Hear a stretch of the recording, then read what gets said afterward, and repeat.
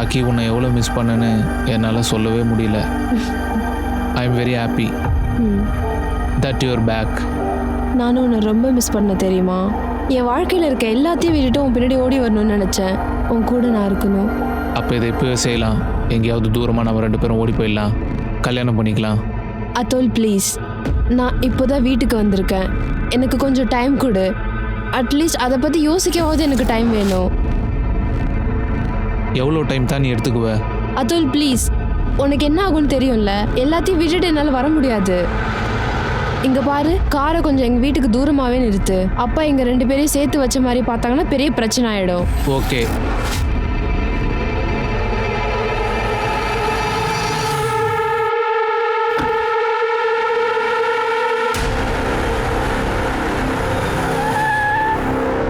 நம்ம நாட்டுல இப்ப இருக்கிற பெண்கள் ஆண்களுக்கு நிகரா போட்டி போட்டு நடக்கிறத நம்மளால கண் கூட பார்க்க முடியும். ஆனா இன்னைக்கு கூட சமத்துவம் பேசுற இந்த நாட்டுல பெண்களுக்கு எதிராக நடக்கிற பாலியல் வன்கொடுமைகளையும் அத்துமீறல்களையும் பெண்கள் வாயை திறந்து சொல்ல பயப்படுறாங்க அப்படின்னு தான் நான் சொல்லுவேன். நண்பர்களே, இன்னைக்கு கிரைம் பேட்ரோல்ல இந்த விஷயங்களை பத்தி பேசுறதுக்காக ஒரு பரிச்சயமான நபர் நம்ம கூட இணைஞ்சிருக்காரு. எல்லாருக்கும் வணக்கம். நான் ஷியாம் தாகிர் கான். நண்பர் அனுப் சொல்றது முற்றிலும் உண்மைன்னு தான் சொல்லுவேன் மக்களே. இதுவரைக்கும் பதிவான கிரைம் ரிப்போர்ட் இருக்கிறதுலே ரொம்ப ரொம்ப கம்மி. இதெல்லாம் எதனால நடக்குது? இதுக்கெல்லாம் என்ன அர்த்தம்? நம்ம சமூகம் சீர்குலைஞ்சு போனதுதான் இதுக்கு காரணம். குற்றங்களை தடுக்கிறதுல நாம தோத்து போயிட்டோம். பாதிக்கப்பட்டவங்க கூட நாம நின்னோமா? இல்ல, பாதிக்கப்படுறவங்க மேலதான் நம்ம பழி போடுறோம். குற்றம் செஞ்சவங்களை விட்டுட்டு பாதிக்கப்படுறவங்களை பிசிக்கலாவும் மென்டலாவும் டார்ச்சர் பண்றதுதான் இங்க நடந்துகிட்டு இருக்கு. 1 வருஷம் கழிச்சு நான் இந்தியா வந்திருக்கேன். இப்படிதான் நீங்க என்ன வரவேற்பீங்களா? நீங்க என்னதான் நினைச்சிட்டு இருக்கீங்க? நான் மனுஷியா இல்ல வேற ஏதாவதா? நான் பொறுத்ததெல்லாம் போதும்பா. தயவு செஞ்சு மறுபடியும் ஆரம்பிக்காதீங்க. நான் உங்க பொண்ணு தானே, இல்ல ரோட்ல போற 3வது மனுஷியானா? அந்த மிருகம் என்ன கஷ்டப்படுறதை எப்படி உங்களால ஏத்துக்க முடியுது? எனக்கு உன்னை பார்த்தா பாவமாக தான் இருக்கு. ஆனால் பிரீத்தம் ரொம்ப பெரிய ஆளு. நான் உன் காலில் கூட விடுறேம்மா. இப்படிலாம் செய்யாதீங்கப்பா. பிரீத்தம்மா, நீ பகச்சிக்க வேண்டாம். அவன் என்ன சொல்கிறானோ அதை அப்படியே செஞ்சிருமா. இல்லைன்னா அவன் நம்மளை அழிச்சிருவாம்மா. நம்ம எல்லாத்தையும் இழந்துருவோம். இந்த வீடு, நான், நீ. அவன் என்னை கொன்னுடுவாம்மா, கொன்னுடுவாம்மா.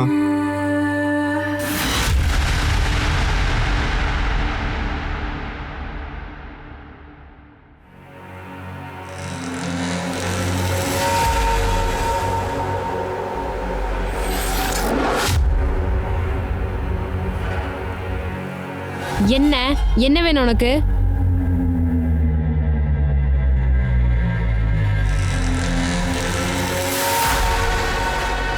இப்போ எனக்கு எதுவும் வேணாம்.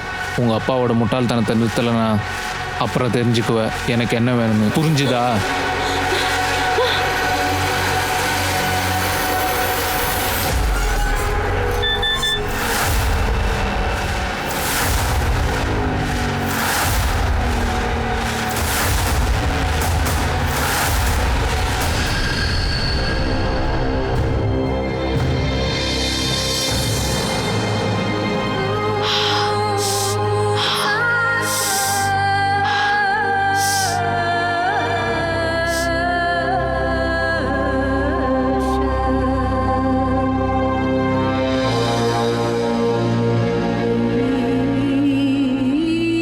ராக்கி, ரொட்டி ரெடியாமா?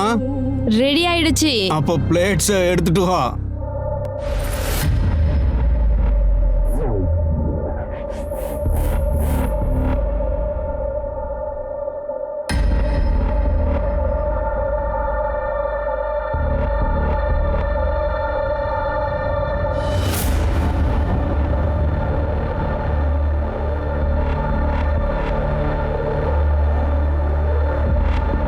ஏமா ராக்கி?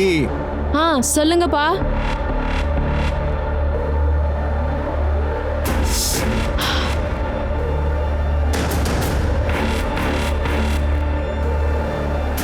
என்னாச்சுப்பா? என் கால்லாம் எனக்கு ரொம்ப வலிக்கிற மாதிரி இருக்கு. வந்து மசாஜ் பண்ணி விடு. வா.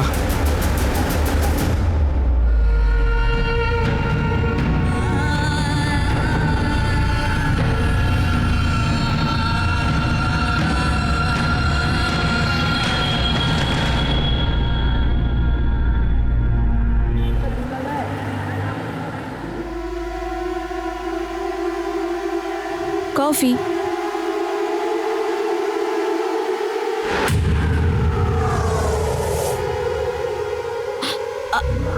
ஆகாஷ், நீங்க எனக்கு ஒரு ஹெல்ப் பண்ண முடியுமா?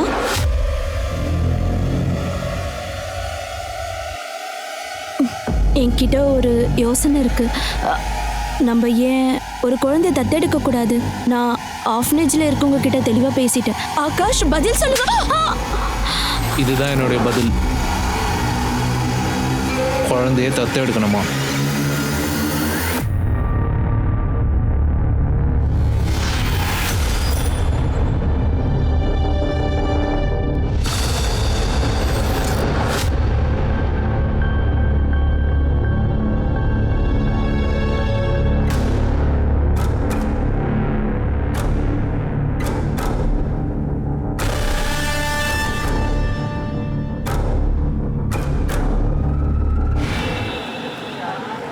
இங்கே பாரு, எனக்கு பெங்களூரில் ஒரு ஃப்ரெண்டு இருக்கான். நாம் எப்படியாவது பெங்களூர் ரீச் ஆகிட்டா போதும், மற்ற விஷயங்களை அவன் பார்த்துப்பான். நாம் 2 பேரும் அங்கே போய் கல்யாணம் பண்ணிக்கலாம். நான் உங்ககிட்ட தான் பேசிக்கிட்டு இருக்கேன் ராக்கி. என்னாச்சு உன் கைக்கு? இது பிரதம் பண்ண வேலை தானே இது? இல்ல கிச்சன்ல சுட்டுக்கிட்டேன். நான் முட்டாள் கிடையாது ராக்கி. இதெல்லாம் சிகரெட் மார்க்ஸ்ன்னு பார்க்கும்போதே தெரியுது. அத்துல், நீ கோவப்படுறத பார்க்க நல்லா இருக்கு. இப்போ எனக்கு ரொம்ப சந்தோஷமா இருக்கு. எனக்காக கோவப்படவும் என் மேலே பாசம் காட்டவும் ஒருத்தன் இருக்கான். எனக்காக நீ இருக்கல்ல, அது போதும். நீ இருக்கும்போது எனக்கு என்ன கவலை இருக்க போகுது? நிச்சயமா எல்லா பிரச்சனையும் ஒரு நாள் சரியாகிடும்.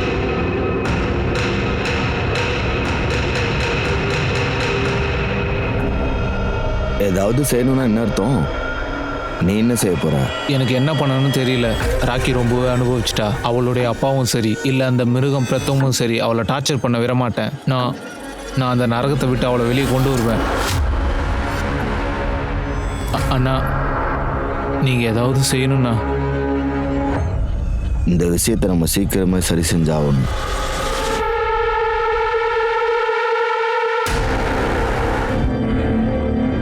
அப்பாவையும் உங்களையும் தவிர இங்க வேற யாராவது கூட இருக்காங்களா? அப்பாவும் நானும் மட்டும்தான் சார் இருக்கோம். எனக்கு 2 அக்கா இருக்காங்க. அவங்களுக்கு கல்யாணம் ஆயிடுச்சு. மர்டர் நடந்த நேரத்துல நீங்க எங்க இருந்தீங்க? இது எப்போ நடந்ததுன்னு எனக்கு தெரியல சார். நான் என்னோட பாய் ஃப்ரெண்டை மீட் பண்ண மதியம் வெளியில போயிட்டேன். அப்பா ஹாலில் டிவி பார்த்துட்டு இருந்தாங்க. நான் ஈவினிங் திரும்ப வரும்போது அவரோட பெட்ரூம் கதவை லாக் பண்ணியிருந்தது. அவர் தூங்குறாருன்னு நான் நினச்சேன். அதான் நான் என் ரூமுக்கு போயிட்டேன்.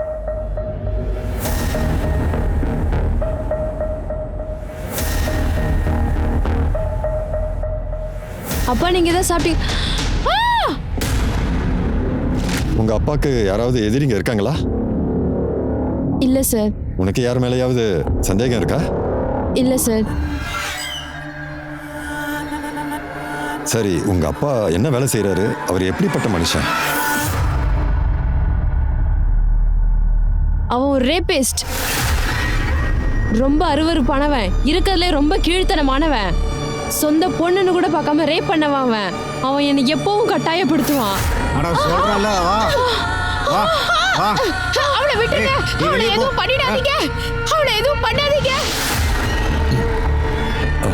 எவ்வளவு நாளா இது நடக்குது? நான் வெளியூருக்கு படிக்க போற வரைக்கும் இது நடந்தது. எங்க அம்மா இறந்ததுல இருந்து இது நடக்குது. இதுக்கெல்லாம் என்ன அர்த்தம்னு எனக்கு சுத்தமா புரியல. என்னோட அம்மா அங்க நின்று கெஞ்சி கதறுவாங்க. வேண்டாம், அவளை விட்டுடுங்க. அவளை எதுவும் பண்ணிடாதீங்க. எங்க அம்மா இயற்கையா செத்து போயிட்டதா எல்லாரையும் சொல்லி நம்ப வச்சான். எல்லாரும் அதை நம்பிட்டாங்க. இத நீ ஏன் முன்னாடியே கம்ப்ளைண்ட் பண்ணல? சார், நான் ஒரு பெரிய அதிர்ச்சியில இருந்தேன் சார்.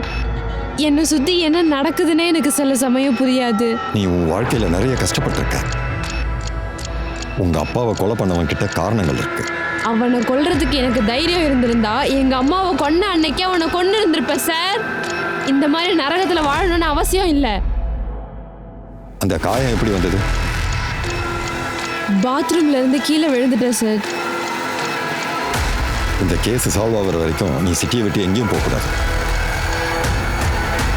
மும்பை மாநகரம் பல பேரின் கனவு உலகம் இது. பெண்கள் பாதுகாப்புக்கும் சுதந்திரத்துக்கும் இது ரொம்ப துணையா இருந்திருக்கு. இந்த இடத்துல தான் பெண்கள் பாதுகாப்பையும் சுதந்திரத்தையும் உணர்றாங்க. ஆனா ராக்கியோட விஷயத்துல அது இல்ல. அவளால பாதுகாப்பா இங்க உணர முடியல.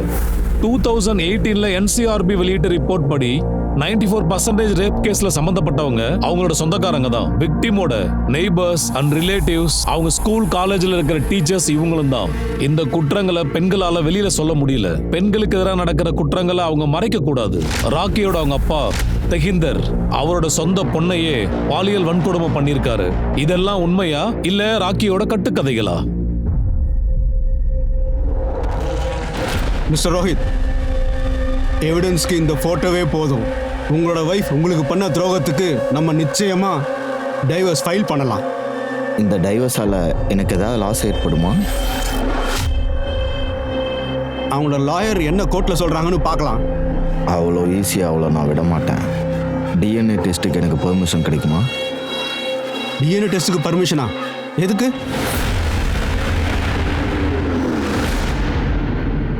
சார், இன்வெஸ்டிகேஷன்ல தஜிந்தர் சிங்கோடைய பிசினஸ் பெரிய அளவுல லாஸ் ஆயிருக்கிறத கண்டுபிடிச்சிருக்கோம் சார். பிசினஸ்ல ஏற்பட்ட லாஸை சரி பண்ண பிரீத்தம் சிங் கிட்ட இருந்து மிகப்பெரிய தொகையை அவன் கடன் வாங்கியிருக்கான் சார். பிரீத்தம் சிங் ஒரு ரியல் எஸ்டேட் டெவலப்பர்.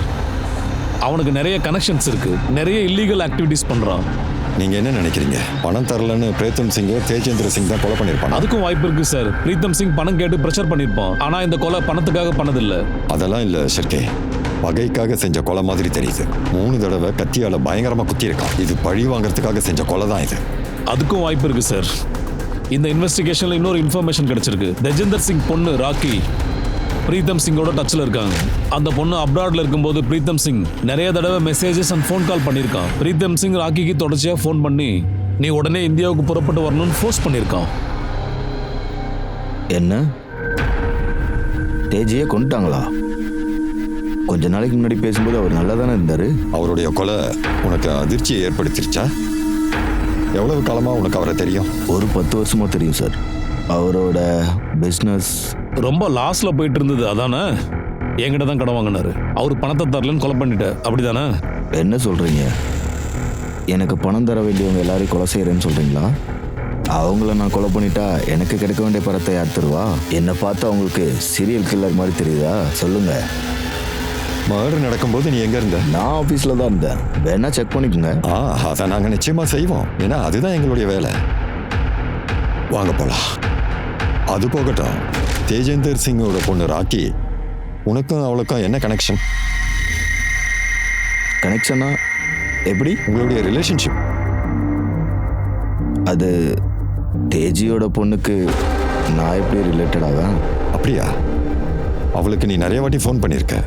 அப்ராடுக்கு போனதுக்கு அப்புறம் கூட நீ அதை விடலை. அது தேஜிக்கு கொஞ்சம் பண பிரச்சனை இருந்தது. ராக்கிக்கு அப்ராட் போய் படிக்கணும்னு ஆசை. நான் தான் அவளுக்கு ஸ்பான்சர் பண்ணது. அவளுக்கு அடிக்கடி நான் ஃபோன் பண்ணி என்ன வேணும்னு கேட்பேன், அவ்வளோதான். கொஞ்சம் இருங்க. இங்கே நான் தான் அவளை கொலை பண்ணேன்னு நீங்கள் எல்லாரும் நினைக்கிறீங்க, அப்படிதானே? வாங்க போலாம். ஷெக்கே, இவன் பணக்காரன், அவ்வளோ சீக்கிரம் ஒத்துக்க மாட்டான். நம்மளால என்ன பண்ண முடியும்னு காட்டணும். அப்புறம் ராக்கி தேஜேந்திர சிங்கை கொலை பண்ற அன்னைக்கு பாய் ஃப்ரெண்டை பார்க்க போயிருந்தான். டேய், ஏதாவது பேசு. ஆமாம் சார், நானும் ராக்கியும் அன்னைக்கு மீட் பண்ணோம். மதியம் ஒரு 3:30 மணி இருக்கும் சார். அப்போ தான் மீட் பண்ணோம். அப்புறம் ஒரு 4 மணிக்கு அவள் வீட்டுக்கு போயிட்டா. அப்புறம் தேஜிக்கு நாங்கள் லவ் பண்ணுறது பிடிக்கல. எங்கள் காதலுக்கு அவர் எதிராகவே இருந்தார். உன்னை பிடிக்காத அளவுக்கு அப்படி என்ன காரியத்தை நீ செஞ்ச? உன்னை அவருக்கு பிடிக்கலன்னு தான் நீ அவரை கொலை செஞ்சிட்டியா? இல்லை சார், நான் அவரை கொலை பண்ணல. அவர் எனக்கு மட்டும் எதிராக இல்லை சார். ராக்கி கிட்ட எந்த ஆம்பளை நெருங்கினாலும் அவர் அவங்களுக்கு எதிராக இருப்பார். ராக்கி தானே இந்த கொலையை செஞ்சது. அவகிட்ட யாரையும் நெருங்க விட மாட்டான்னு அவ தானே இதை பண்ணியிருப்பா? இல்லை சார், ராக்கி ரொம்ப நல்ல பொண்ணு. அவள் அப்படிலாம் செய்ய மாட்டா. அப்ப யார் தான் இதில் கெட்டவங்க? அவ அப்பனா? ஏன்னா அவன் ராக்கியை யார் மேலேயும் அஃபர் பண்ண வச்சுக்க விடல. ஏன்னா ராக்கி பிரீத்தமை சாட்டிஸ்ஃபைட் பண்ணி ஆகணும் சார். வேற ஏதாவது பையனோட அஃபேர்ல இருந்தாலோ இல்லை வேற யாருக்காவது கல்யாணம் பண்ணி வச்சாலோ அவள் அப்பாவையோ இல்லை அவளையோ கொன்னுடுவான். இது எவ்வளவு நாளா நடக்குது? ஆக்சுவலி சார், அப்ராட் போகிறதுக்கு முன்னாடி இருந்தே நடக்குது. நான் ராக்கி கிட்ட எவ்வளோ வாட்டி சொல்லி பார்த்துட்டேன், இங்கேருந்து நாம் எங்கேயாவது போய் கல்யாணம் பண்ணிக்கலான்னு. ஆனால் அவள் என் பேச்சை கேட்கல சார். ஏன்னா அவளுக்கு பயம். பிரீத்தம் எங்கே அவளுடைய அப்பாவை கொலை பண்ணிடுவாளோன்னு நினச்சி பயந்தா. அவள் அப்பன் தினமும் அவளை ஈவு இறக்க இல்லாமல் கொடுமைப்படுத்துவான். என்னால் இந்த கொடுமைகளை அனுபவிக்க முடியல சார். என்னோட சிஸ்டர்ஸுக்கு ஃபோன் பண்ணி இந்த விஷயத்த சொன்னேன். அப்பாவை பற்றி சொன்ன எந்த விஷயத்தையுமே அவங்க நம்ப தயாரா இல்லை. உங்க சிஸ்டர்ஸோடைய பேர் என்ன? ஷில்பி, பாக்கி.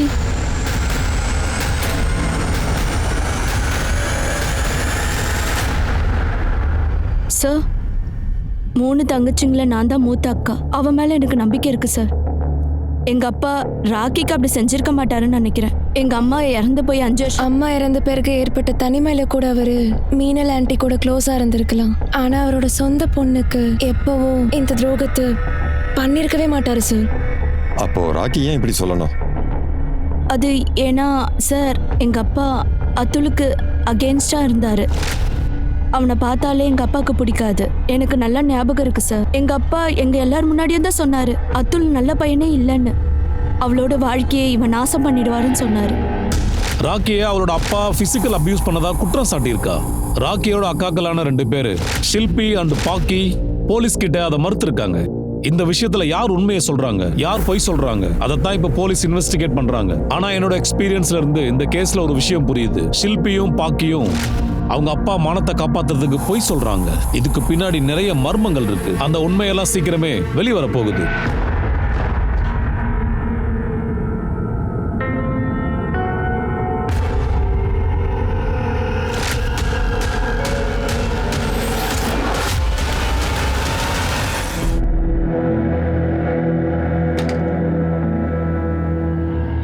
சீக்கிரம் வந்துட்டு நான் போய் உனக்கு ஏதாச்சும் எடுத்துட்டு வரேன். அதெல்லாம் வேண்டாம்.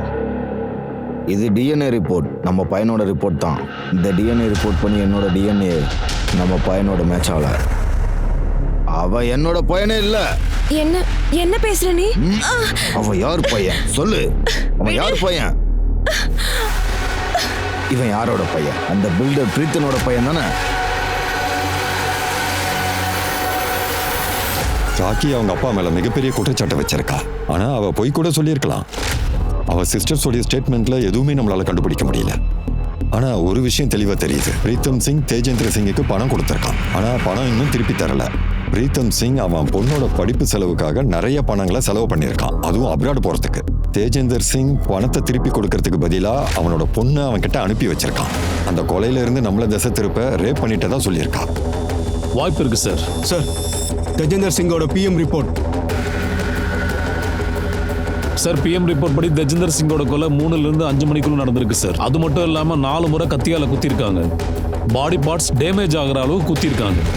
ஒருவேளை ஷெர்கே நைஃப் செட்ல இருந்து ஒரு பெரிய நைஃபா எடுத்து குத்திருப்பானா? ஆனா தேஜேந்தரோட நைஃப் செட்ல அப்படிலாம் எதுவும் இல்லை சார். அப்படின்னா ஒன்று பண்ணுங்க, அவங்க வீட்டு பக்கத்தில் இருக்கக்கூடிய எல்லா கடைகளிலையுமே நல்லா விசாரிங்க. ஒரு பிக் நைஃப் செட்டு எந்த கடையில் யார் வாங்கினாங்கன்றதை விசாரிங்க. சார், தேஜேந்தர் கொலை நடந்த அன்னைக்கு அவரோட பக்கத்து வீட்டுக்காரவங்க யுகேஷ் பெரிய கத்தியோடு நின்னதை பார்த்துருக்காங்க. சத்தியமா சொல்றேன் சார், தேஜேந்திரனை நான் கொலை பண்ணல சார். மரியாதை கொடுக்க கத்துக்க. அவர் உனக்கு அப்பா மாதிரி, பேரை சொல்லி எப்படி கூப்பிடலாம்? என் பையன் சொல்றதெல்லாம் உண்மைதான். அவன் இந்த மாதிரி காரியத்தை செய்ய மாட்டான் சார். நீங்க புரியல சார். அவர் மேல அஃபேர்ல இருந்தீங்க, அப்படிதானே?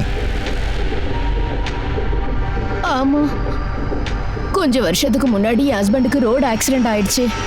அன்னையிலேருந்து அவர் பேரலைஸ்ட் ஆயிட்டாரு. அவர் கவர்மெண்ட் ஜாப்ல இருந்ததுனால எங்களுக்கு பென்ஷன் கிடைக்குது. ஆனா அது குடும்பத்தை நடத்துறதுக்கு போதுமானதா இல்ல. தேஜேந்தருக்கு எங்க சிச்சுவேஷன் நல்லாவே தெரியும். அதனால அவர் எங்களுக்கு ஒரு ஆஃபர் கொடுத்தாரு.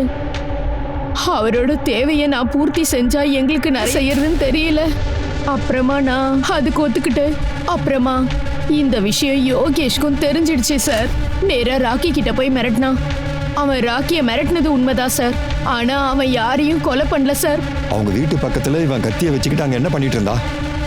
அன்னைக்கு கொலை நடக்கும்போது நானும் அந்த வீட்டுக்குள்ளதான் சார் இருந்தேன். அப்புறம் நான் அந்த வீட்டை விட்டு வெளியே வரும்போது, டேய் யோகேஷ், டேய் என்ன பண்ற நீ? வா வா இந்த பக்கம். என்ன பண்ற நீ? விடுங்க, நான் சொல்றத நீங்க கேட்டீங்களா? நான் மட்டும் ஏன் கேட்கணும்? நான் அவனை சும்மா விட மாட்டேன். நான் அவனை என்ன பண்ற பாருங்க. யோகேஷ், நான் உன்னை கெஞ்சி கேட்கிறேன், இங்க இருந்து போயிடலாம் வா. ஒரு வழியா சமாதானப்படுத்தி நான் வீட்டுக்கு கூட்டிட்டு போயிட்டேன். அங்க இருந்து உடனே நாங்க போயிட்டோம். நாங்க போனதுக்கு அப்புறம் அந்த வீட்ல என்ன நடந்ததுன்னு எங்களுக்கு தெரியாது சார். உங்களை தவிர அங்க வேற யாராவது இருந்தாங்களா? சொல்லுங்க, இவங்களை கூட்டிட்டு போங்க சார். நான் சொல்றத கேளுங்க சார். ஹலோ, என்ன? ஓகே, காட்டுல ஒரு பாடி கிடைச்சிருக்கு சார்.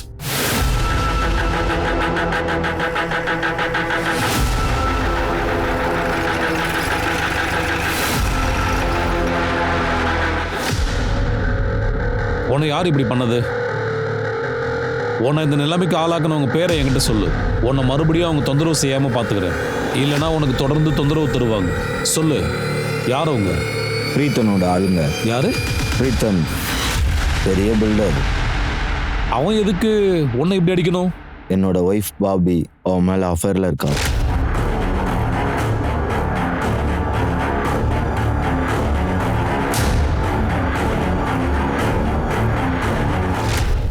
அவள் என்னை ஏமாத்திட்டா சார். ரொம்ப நாளாகவே என்னோட பையன் நினச்சிட்டு இருந்த சாலக் என்னோட பையனே இல்லை. எங்கள் 2 பேருக்கும் டிஎன்ஏ டெஸ்ட் எடுத்து பார்த்தேன். அப்போ தான் தெரிஞ்சுக்கிட்டேன் ஷாலக் என்னோட பையன் கிடையாது. பாக்கியும் அவனோட ஃப்ரெண்டும் என்னை ஏமாற்றிட்டாங்க. நான் வெறும் டைவர்ஸை கொடுத்துட்டு அவங்கள நிம்மதியாக வாழ வைக்கணும்னு நான் நினைக்கல. எனக்கு அவங்கள பழி வாங்கணும். அப்போ தான் நான் தெரிஞ்சுக்கிட்டேன் அவங்களுக்குள்ள எதுவுமே இல்லை. அவங்களுக்கு வேண்டியதெல்லாம் பிரீத்தனோட பணம் மட்டும்தான். என்னோட சிச்சுவேஷன் சரியில்லை. அதான் அவங்கள பிளாக்மெயில் பண்ணலான்னு முடிவெடுத்தேன். எனக்கு வேண்டியது கிடைக்கும்னு நினச்சேன். அவன் அவங்களோட ரவுடிங்களை அனுப்பிச்சு என்னை அடிச்சிட்டான். ஏய், என்ன மேனஸ் இதெல்லாம்? உனக்கு நிச்சயமா தெரியுமா அவங்க பிரீத்தம் ஆளுங்கன்னு? பிரீத்தம் தான் அந்த ஆளுங்களை அனுப்பியிருக்கான். சொல்லுங்க ஷெர்கே. சார், தேஜேந்தர் சிங்கோட பொண்ணு பாக்கியா அரோரா நம்மகிட்ட போய் சொல்லியிருக்கா சார். சார், என் ஹஸ்பண்ட் சொன்ன எல்லாமே உண்மைதான். என் கல்யாணத்துக்கு முன்னாடில இருந்து பிரீத்தம மீட் பண்ணது உண்மைதான். ஆனா சார், என் விருப்பத்துல நான் அதை செய்யவே இல்லை சார். என்னோட அப்பா என்ன ஃபோர்ஸ் பண்ணி அனுப்புவாரு. நான் போகலன்னா அந்த பிரீத்தம் எங்க அப்பாவை காயப்படுத்துவான். எங்க அப்பாவையும் என்னையும் அவன் கொன்னுடுவேன் மிரட்டுவான் சார். பிரீத்தம் நினைக்கும் போதெல்லாம் எங்க வீட்டுக்கு அவன் கார் அனுப்புவான். நான் அதுல போய் தான் ஆகணும். ரோஹித் கிட்ட ஏன் உண்மையை சொல்லல? ஷைலக் அவனுடைய பையன் இல்லைன்னு. அந்த உண்மையை நான் சொன்னா அவர் என்னை விட்டு போயிடுவாரு. எனக்கு டிவோர்ஸ் கொடுத்துருவாரு. ஷைலக் பிரீத்தம் பையன் தானே? அப்புறம் என்னோட அப்பாவோட பையன். நீ எதை வச்சு அதை உறுதியா சொல்ற? நான் பிரெக்னெண்டா இருக்கும்போது அப்போ பிரீத்தம் பிசினஸ் விஷயமா வெளியூர் போயிருந்தான். என் ஹஸ்பண்ட் பஞ்சாப்ல இருந்தாரு. அப்போ ராக்கி சொன்னதெல்லாம் உண்மைதான். ஆமா சார், என்னோட அப்பா ஒரு கொடூரமான மிருகம். சொந்த பொண்ணான என்னையே பிரெக்னென்ட் ஆக்கி இருக்கான். ஆனா சார், அவன் என்னையும் ராக்கியும் மட்டும் பலாத்காரம் பண்ணல சார். என்னோட சிஸ்டர் ஷில்பியும் சேர்த்துதான் ரேப் பண்ணிருக்கான். கல்யாணம் ஆறதுக்கு முன்னாடியும் கல்யாணம் ஆனதுக்கு அப்புறமும். இது ஏன் நீங்க எங்க கிட்ட இருந்து மறைச்சிங்க? எங்க அப்பனுக்கு மானம்னா என்னன்னே தெரியாது. இந்த உலகத்துக்கு இந்த உண்மை தெரிய வந்துச்சுன்னா எங்களோட கல்யாண வாழ்க்கை, எங்க குடும்ப மானம் எல்லாமே நாசமா போயிடும் சார். அந்த உண்மையை இப்ப ஏன் சொல்லணும்? ஏன்னா சார், ரோஹித்துக்கு இப்ப எல்லா உண்மையும் தெரிஞ்சிருச்சு. இதுக்கப்புறம் இது எல்லாருக்குமே தெரிஞ்சிடும் சார். சிஸ்டர்ஸ் தான் சேர்ந்து எக்ஸிக்யூட் பண்ண பிளான் தானே இது? இல்லையே சார், நாங்க அந்த மாதிரி எதுவுமே பண்ணவே இல்லையே சார். எங்களுக்கு அந்த அளவுக்கு தைரியம் இருந்துச்சுன்னா நாங்க அந்த கொடுமை இவ்வளவு நாள் பொறுத்துக்க போறோம். உங்களுக்கு நம்பிக்கை இல்லைன்னா என்னோட சிஸ்டர் ஷில்பி கிட்ட கேட்டு பாருங்க. அது என்னோட 16வது பிறந்த நாள். என் பர்த்டே பார்ட்டி முடிஞ்சதுக்கு அப்புறம் எல்லாரும் வீட்டு போனதுக்கு அப்புறம் 1 வருஷம் கழிச்சு என்னோட 17வது பிறந்த நாள்ல பிரெக்னன்ட் ஆயிட்டு என்னோட ஹெல்த்தை பத்தி கொஞ்சம் கூட கவலைப்படாம ஒரு கேவலமான கிளினிக்கு என்னை அபார்ஷன் பண்ண கூட்டிட்டு போனான் சார் அந்த ஆளு. அதனாலதான் எனக்கு சில காம்ப்ளிகேஷன்ஸ் ஏற்பட்டுச்சு. என்னோட யூட்ரஸை ரிமூவ் பண்ண வேண்டியதாயிடுச்சு. அப்புறம் என்னை ஆகாஷுக்கு கல்யாணம் பண்ணி வச்சுட்டான். கடைசி வரைக்கும் அவன் உண்மையை யார்கிட்டயுமே சொல்லல. ஆகாஷுக்கு அடிக்கடி என் மேல் சந்தேகம் வரும். ஒருவேளை ஹாஸ்பிட்டல்ல என்ன செக் பண்ணா என்னோட நிலைமைய டாக்டர் அவங்க கிட்ட சொல்லிடுவாங்க. கொஞ்ச நாளைக்கு முன்னாடி தான் ஆகாஷ் கிட்ட சொன்னேன், ஆகாஷ் நம்ம ஒரு குழந்தைய அடாப்ட் பண்ணிக்கலான்னு. இதுதான் என்னுடைய பதில். சார், நான் என் கரியர்ல நிறைய கேசஸ் பார்த்துருக்கேன். ஆனா இது எனக்கு ரொம்ப ஷாக்கிங்கா இருக்கு சார். ஒரு அப்பாவே ஒரு பொண்ணுக்கு இதெல்லாம் செஞ்சிருக்கான்னு நம்பவே முடியல. ஷெர்கே, நம்ம நம்பிக்கையோட உண்மை பயங்கரமா இருக்கும். ஆனா இந்த பொண்ணு சொல்றதை வச்சு அவ சொல்றதெல்லாம் உண்மைன்னு நம்ம ஒரு தீர்மானத்துக்கு வரவே முடியாது. நாம இதை கண்டுபிடிச்சாகணும். தீப்தி, நீங்க ஒண்ணு பண்ணுங்க.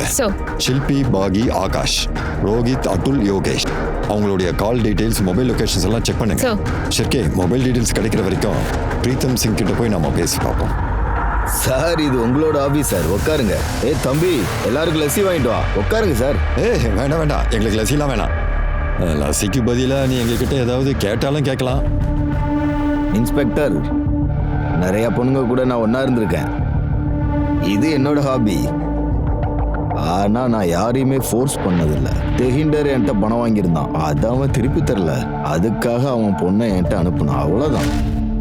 பணம் இல்லைன்னா வேற ஏதாவது ஒரு வழியில வாங்கி தானே ஆகணும். ஒரு விஷயம் இதுல உண்மை, தெஹிஞ்சர் என்கிட்ட வாங்கின பணத்துக்கு 3 பொண்ணுங்களையும் அனுப்பி ஈடு செஞ்சான். ஆனா அதெல்லாம் இன்ட்ரெஸ்ட்டுக்கே சரியா போச்சு.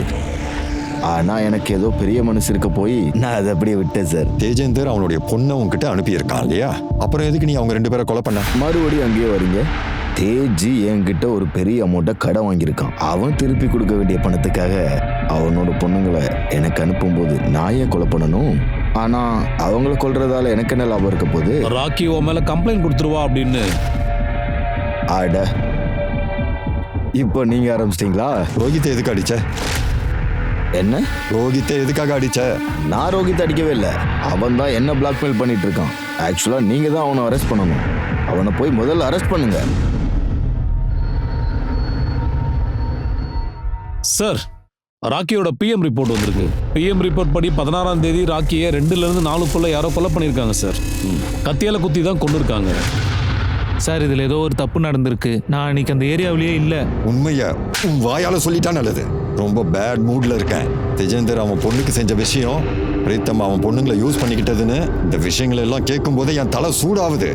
நேர்கொண்டு என்னை கோவப்படுத்தாம உண்மையை சொல்லு. சார் என்னோட மாமனார் என்னோட ஒய்ஃபுக்கு பண்ண கொடுமையை நான் இப்போ தான் சார் தெரிஞ்சுக்கிட்டேன். அவனால் செஞ்ச இல்லீகல் அபாஷனால தான் என் ஒய்ஃப் கர்ப்பப்பை இழந்துட்டா. அவளால் கன்சீவ் ஆக முடியாது. நேராக அவனோட வீட்டுக்கு போய் இந்த விஷயத்தை நான் போலீஸுக்கு சொல்ல போகிறேன்னு நான் அவனை மிரட்டினேன். நான் அப்படி செய்யக்கூடாதுன்னு என்கிட்ட கெஞ்சினான் சார். இந்த விஷயத்தை நீ வெளியே சொல்லாமல் இருந்தால் நான் உனக்கு 50,000 தரேன்னு சொன்னான். அதை வாங்கிறதுக்காக தான் அவன் வீட்டுக்கு போனேன் சார். அன்னைக்கு நான் இன்ஸ்டால்மெண்ட்டாக 50,000 ரூபாய் வாங்க தான் போனேன். ரொம்ப நேர்மையா நடந்துக்கிட்டல்ல?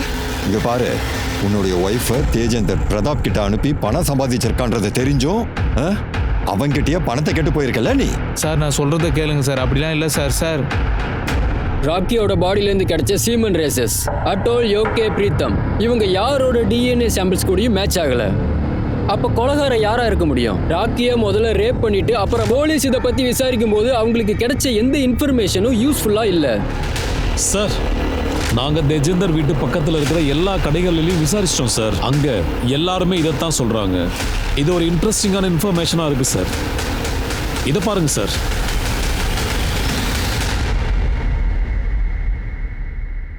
குர்கா போட்டுக்கிட்டு கடையில் போய் ஒரு நைஃப் வாங்குறதுன்றது ஒரு நல்ல பிளான் தான். கார்டு யூஸ் பண்ணி பே பண்ணதுனால நீ இப்போ மாட்டிக்கிட்ட.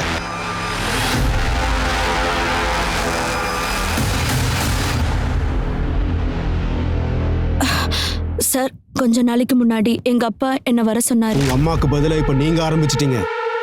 உங்களால எனக்கு ஒரு யூஸும் இல்லை. நீங்க பிரச்சனை பண்ணது போதாதுன்னு உங்களோட புருஷனவங்களும் சேர்ந்துக்கிட்டு எனக்கு பிரச்சனை கொடுக்குறாங்க. ஒருத்தன் என்னடானா என்னையே பிளாக்மெயில் பண்றான். இன்னொருத்தன் என்னடானா என் போட்டோ எடுத்துட்டு பிரீத்தம் கிட்ட போயிருக்கான். உங்களுக்கு பிரீத்தம் யாருன்னு தெரியும்ல? அவன் உங்களை சும்மா விட மாட்டான். என்னையும் அவன் கொன்னுடுவான். எங்க அப்பாவால நாங்க நிறைய கஷ்டப்பட்டுட்டோம் சார். எங்க அப்பா எனக்கு நிறைய டார்ச்சர் கொடுத்தாரு. எங்க புருஷங்களும் எங்களை அடிக்கிறாங்க. எங்க அப்பாவுக்கு எல்லாமே தெரியும். அவர் எங்க எல்லாரோட வாழ்க்கையும் நாசமாக்கிட்டாரு. ஆனா நாங்க ராக்கியை காப்பாற்றணும்னு நினைச்சோம். ஏன்னா அத்துல் அவனை உண்மையா காதலிச்சான். எல்லா உண்மையும் தெரிஞ்சும் கல்யாணம் பண்ணிக்கணும்னு நினைச்சான். அவங்க வாழ்க்கை நல்லா இருக்கணும்னு தான் நாங்க நினைச்சோம். அதுக்கு தான் நாங்க ஒரு முடிவெடுத்தோம். யாராவது ஒருத்தவங்க சாகணும்னா கண்டிப்பா அது எங்க அப்பாவா தான் இருக்கணும். அப்பதான் எங்க அப்பா கிட்ட இருந்தோம், பிரீத்தம் கிட்ட இருந்தோம் எங்களுக்கு ஒரு விடிவு காலம் கிடைக்கும். எங்க அப்பாவோட கொலை பழி பிரீத்தம் மேல போகும் நினைச்சோம்.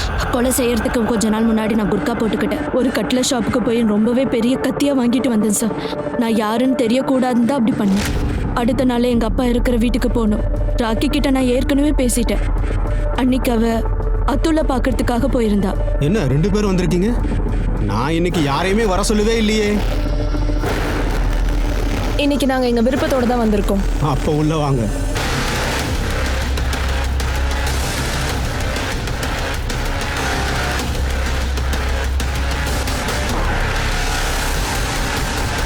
பேஸ் மேக்கரை எதுக்கு எடுத்தீங்க? நிறைய டைம் ஹார்ட் அட்டாக்ல இருந்து சர்வே ஆயிருக்காரு. இந்த தடவை அப்படி ஆகக்கூடாது.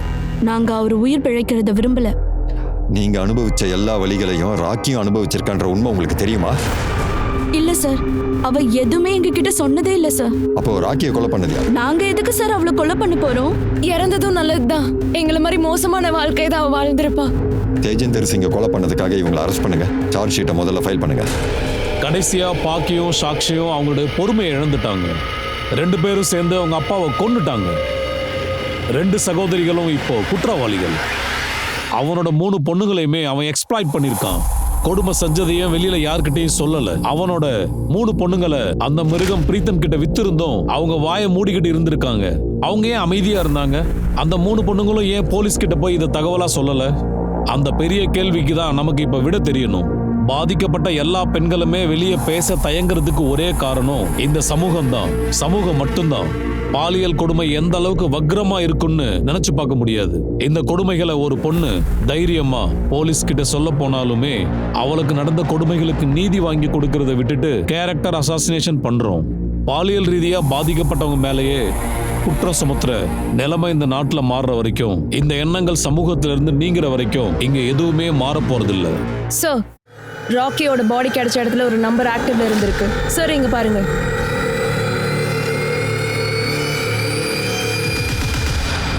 ஆமாம் சார், அந்த நம்பர் நான் தான் யூஸ் பண்ணுறேன். ஆனால் ராக்கியோட மர்டர் கேஸுக்கும் இதுக்கும் என்ன சம்மந்தம் இருக்கு? என்ன ஸ்மார்ட்டாக ட்ரை பண்றியா?